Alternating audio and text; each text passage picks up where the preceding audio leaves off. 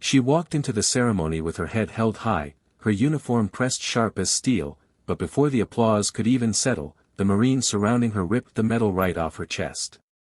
What they didn't know was that behind that medal was an insignia that would stop every man in that hall cold. If you love your mom and dad, hit that subscribe button and show some love to her, because this story will leave you stunned. The hall was filled with silence as the young Marine officer, Lieutenant Sarah Collins, stepped onto the stage.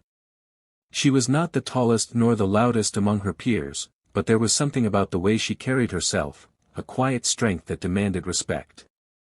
Her record was remarkable, countless missions completed, countless lives saved. Today was supposed to be the day she finally received recognition, a medal for her extraordinary bravery. But in the world of the Marines, politics, envy, and pride often clash harder than steel against steel. As the general pinned the medal onto her chest, Sarah's heart swelled with a mixture of pride and grief. This medal was not just for her, it was for her fallen comrades, for the team she had lost in the high mountains of Afghanistan during a rescue operation gone wrong. But before she could even step back, a group of Marines, led by Captain Harris, a man who had always doubted her, stepped forward. "Take it off," Harris barked, his voice slicing through the air. The audience gasped, unsure if this was some kind of drill or a cruel spectacle. Sarah froze, her eyes locking onto his, but she didn't flinch. Harris didn't hesitate. He reached out and ripped the medal off her chest in front of everyone. "You don't deserve this," he growled. "Not after what happened out there."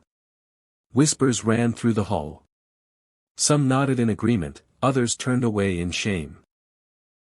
Sarah's team had been ambushed on a rescue mission deep in hostile territory, and though she had brought back the civilians alive, half of her unit never made it home. Many blamed her. They said she had made the wrong call, that she valued the lives of strangers over her brothers in arms. But what they didn't know was the full story. Sarah stood silent, letting the humiliation wash over her. She could have fought back with words, she could have defended herself. But instead, she simply pulled back her uniform jacket, revealing what was hidden beneath. The room went dead silent. Behind where the medal had been pinned was a patch, an insignia so rare and so sacred that only a few Marines ever carried it. It was the black and gold insignia of the Marine Recon Task Force, a unit so elite that its members were often ghosts, their missions never spoken of, their sacrifices never recorded in history books. The Marines froze. Harris's hand trembled as he realized what he had done. Only then did Sarah speak, her voice calm but carrying the weight of the dead. "You think you know what happened," she said softly, "but you don't.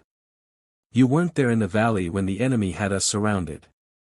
You didn't see Corporal Diaz throw himself on a grenade so the civilians could live. You didn't hear Sergeant Miller's last words when he covered our retreat. And you didn't have to make the call that I did, the call to save those children instead of chasing glory." Her words sliced sharper than a blade. The men who had doubted her began to shift uncomfortably. Harris tried to interject, but Sarah didn't stop. "I carry their blood with me every day. That medal was not for me. It was for them. For the ones who never came home. And if you think tearing it off will erase their sacrifice, then you don't deserve to wear this uniform."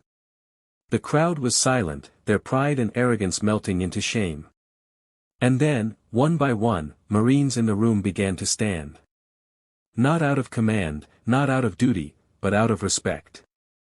Some saluted her, others simply bowed their heads. The very people who moments ago judged her now realized the truth: her insignia wasn't just a badge. It was a mark of sacrifice, of service beyond glory. Harris looked broken. His face flushed red, his jaw tight. He had wanted to humiliate her, but instead, he had exposed his own ignorance. Sarah turned to him, her voice steady. "You think strength is measured by medals, by the weight of metal on your chest. But strength is measured by what you're willing to lose for others. I don't need a medal to prove that. My brothers proved it with their lives." The hall erupted, not with applause, but with silence so heavy it felt like a prayer. And then, slowly, a chant rose from the back. For the fallen. For the fallen. It spread through the ranks until every Marine in the hall was saying it, their voices trembling with respect. Sarah closed her eyes for a moment, hearing their names echo in her heart. The medal might have been ripped away, but her honor, her sacrifice, and her truth were untouchable. But the story didn't end there. Weeks later, an anonymous package arrived at Sarah's quarters. Inside was the medal, polished, restored, and engraved with a new line, for those who gave everything. No note, no signature, just the medal and the weight of respect. She knew then that the same men who had doubted her now understood.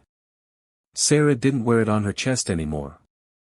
Instead, she placed it inside a wooden box with the dog tags of the men she had lost.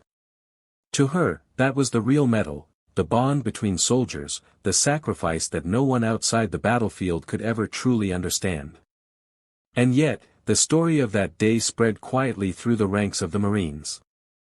It became more than a tale of humiliation and redemption, it became a reminder that behind every uniform is a story untold.